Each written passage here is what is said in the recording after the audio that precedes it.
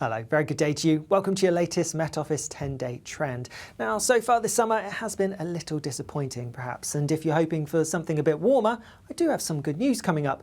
If you're hoping for something a bit more settled, that may not be the case. Currently, we have an active jet stream running across the UK. In fact, it's running at about 185 miles per hour, which is pretty strong, particularly for the time of year. That's going to be driving some various weather systems as we go through the rest of the week. And with that, we do have some cooler air around, which is why temperatures are several degrees below average for the time of year at the moment. But if we look at the details for Thursday, and there's a bit of a north-south split. Southern areas having a fairly decent day, lots of sunshine, temperatures just about getting into the low 20s. Further north though, plenty of showers, perhaps some longer spells of rain and some blustery winds too.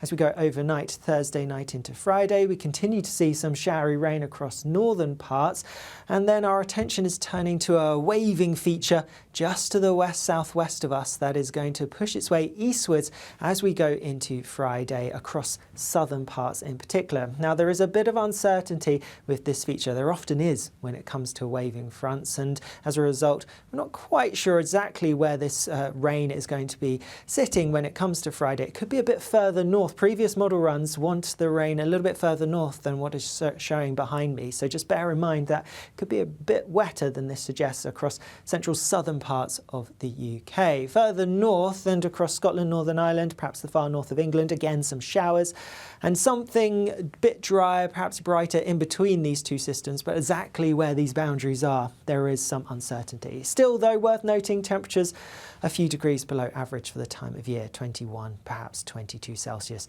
at best. As we go through later Friday, more wet weather across central southern parts. That system does eventually clear through as we go through overnight into Saturday, but more pulses of rain coming in behind. And all the time, it's worth noting that some of this rain could be pretty heavy at times. And then there'll be plenty of showers following in behind, particularly across northern parts as we go through Saturday itself. Because of that rain, the showers, we are likely to see rainfall totals building up a little bit. So behind me, I have our 36-hour rainfall totals from both the Met Office, ECMWF, the European Centre for Medium Range Weather Forecasting, and GFS, the American model. Now, I did mention that the graphics that I just showed you had the rain quite far south compared to previous runs. This is the previous run here, and it highlights that we could get perhaps in excess of 40 millimetres over 36 hours across some central southern parts of the UK, which is a pretty wet day.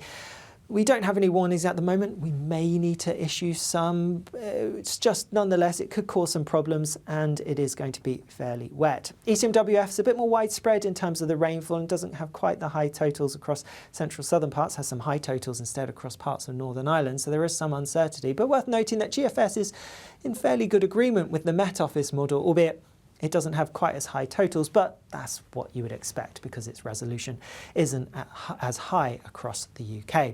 Looking further ahead though, and on Saturday, like I said, some further showers in the north, many of those dying out overnight before the showers develop again quite widely on Sunday, some of them heavy, could even be thundery at times. And then another system comes up from the south-southwest as we go into the beginning of next week, so Monday does look like it is going to be a fairly wet day for many of us. The other thing, though, to draw your attention to on Monday is this area of high pressure out towards Scandinavia. And that means, remember, our winds go around an area of high pressure in a clockwise direction. We're going to be drawing in our air from the south. And so whilst at the moment temperatures are several degrees below average for the time of year, it is likely to turn quite a bit warmer as we go through into next week.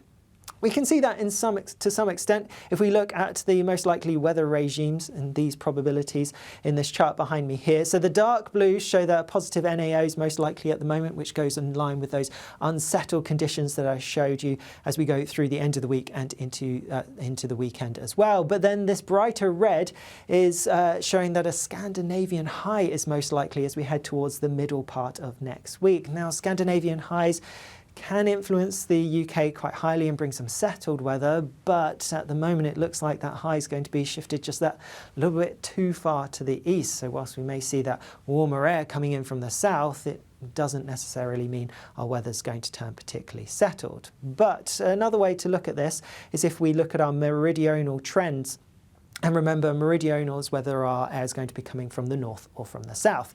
The greens indicate that a fairly neutral pattern is most likely as we go through the end of the week and the weekend, before the reds showing early next week and through the middle part of next week. That southerly flow that I indicated is most likely, which goes in line with the fact that our temperatures are set to rise. And we can see that in a different way. At the moment, if we look at our maximum temperature anomaly charts for Friday through to Monday, and the blues indicating that temperatures in many places are several degrees below average for the time of year, around 4 or 5 degrees below for some of us, making it feel pretty cool considering it is now July. But if we look further ahead and if we show our meteograms from ECMWF for our capital cities, and they all show a similar trend. I'll take Belfast for example, but you can see end of the week into the weekend, those temperatures drop down both by day and by night to several degrees below average, but then they climb up. Worth noting that there's a little bit of spread, but not actually that much spread considering the lead time. And when I say they're rising, they're only really rising to around average for the time of year. Nonetheless, in July, average temperatures,